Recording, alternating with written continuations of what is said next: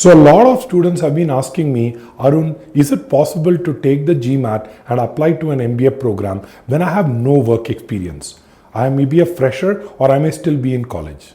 The answer to this question is yes. And if you stay with me till the end of the video, I'm going to be showing you how it can be done. If you are a fresher looking at an MBA, why don't you just go ahead and type in the comments below with a yes. If you are an experienced professional and just looking at this video out of curiosity, please go ahead and type in a no. In either case, it will help me tailor my content for you. My name is Arun and I'm the founder of Crack Verbal. So what these B schools look for is, have you done any kind of entrepreneurial experience while you were still in college? Were you involved in extracurriculars? Is there any kind of community service that you have done? So they look for all these extra things that could potentially substitute for, corporate work experience. And over the last few years, one huge shift that we have been seeing is in the kind of demographics that actually go to a B school. So B schools today are looking at potential, not performance, which means they are looking at what you can do, not just what you have done in the past. Now, how do I go about applying to schools? Well, at the first level, there is a bifurcation. Are you looking at Indian B schools or you're looking at B schools abroad? If you're looking at Indian B schools, many B schools in India actually consider the GMAT for the normal course. This is not any NRI quota. For the normal 2-year PGDBM course, they actually take the GMAT scores. And that is because, according to a court ruling, AICT can take only 6 approved tests, and GMAT along with CAT and ZAT happens to be one of them. Right? So I'm going to give you a list of all the Indian schools that actually take the GMAT scores. Please go ahead and have a look at this.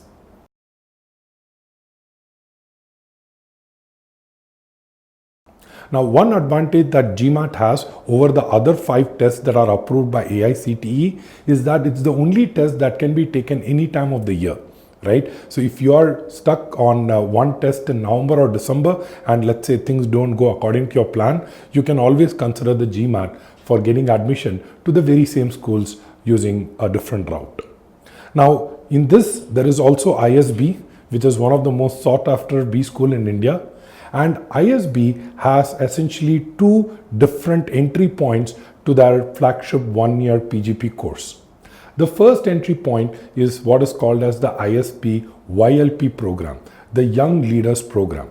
This is a program where you actually apply when you are in 3rd or 4th year college and you gain admission to the program, but you get into college or you actually start the program only 2 years after you graduate.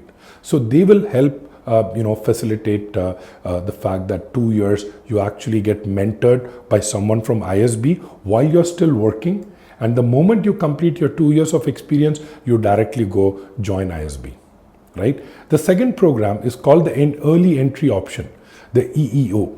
So what happens in Early Entry Option is if you're a fresh graduate or you have less than 2 years experience, you can still apply to the PGP program. Again, they are going to look at it from a perspective of what is the kind of work that you're doing, whether you're on the right path, whether you're ready for an MBA program at a later date, right? So that's the second option that you have through ISB. So these are as far as Indian B schools are concerned. Now let's look at schools outside of India. Now there are 2 things that happen over here. The first thing is a program like HBS 2+2.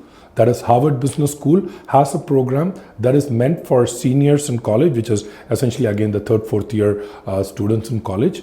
And it is actually meant very similar to the ISB program. In fact, the ISB program borrowed from HBS 2+2. So similar to that, you actually graduate, you work for 2 years, and then you have your seat at Harvard Business School ready for you, right?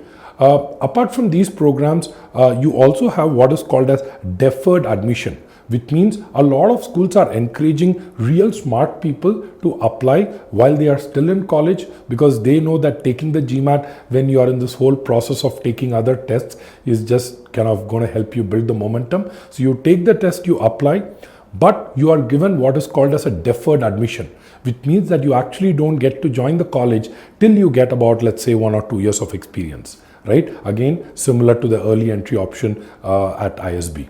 So, in a nutshell, you have a lot of top B schools really looking at great quality talent, right?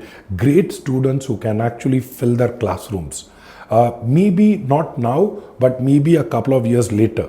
But in either case, I would strongly encourage you to take the GMAT and start exploring colleges right away.